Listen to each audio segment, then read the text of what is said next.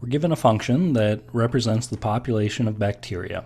So P of t equals 550 times e raised to the 0.13 t. All right, we're asked to estimate when the population will exceed 949 bacteria. All right, so our initial bacteria, how many we have there, is going to be given by this number out in front. So we start out with only 550 bacteria. We want to figure out when does the population exceed 949. So what we want to figure out is when is P of t actually equal to 949? Well, we can set that 949 equal to our function. So let's start with that and then work through some steps to get t on one side all by itself. So the first thing we want to do is we want to isolate the e to the power. So we want to get rid of this 550 out in front. Well, it's connected with multiplication. So let's start out by using division to counteract that multiplication. So it's going to go away from the right-hand side. We'll have e raised to that power and isolate that to start out with. Now on the left-hand side, I'm not going to worry about simplifying this down because eventually I'm going to get out my calculator to help me get my final answer. All right, so with that, let's go ahead and, because we've isolated e raised to the power, the next thing I'm going to do is I'm going to apply a natural log to both sides. By using a natural log on both sides, it's going to counteract that e to the power because these are inverse operations of one another. So on the left-hand side, we have 949 over 550 is going to be inside of the natural log function. And on the right side, we have e raised to the 0.13 t power.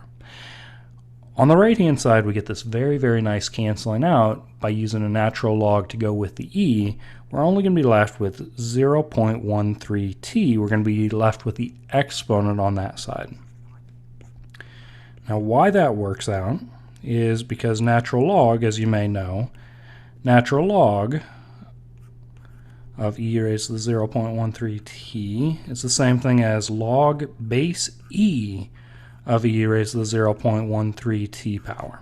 So you may notice that we have e and e, the bases are the exact same, and logarithmic and exponential functions are inverses of one another. So we're composing together two inverses.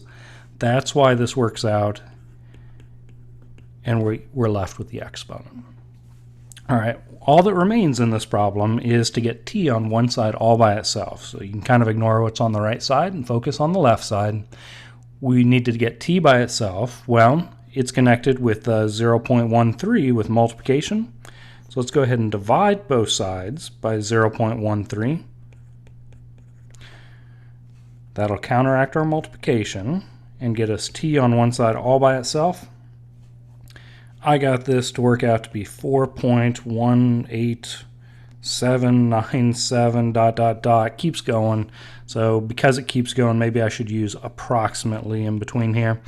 At some point you're going to make a decision on where you need to round to. On the left hand side, you would want to enter that by pushing the natural log, the ln button. 949 divided by 550, probably close some parentheses off there, and then divide by 0.13. All right, hope this helps out as you're working through these. Remember, isolate that exponential part on one side all by itself to kind of get started on these, and then use a natural log. Hope this helps out. Good luck.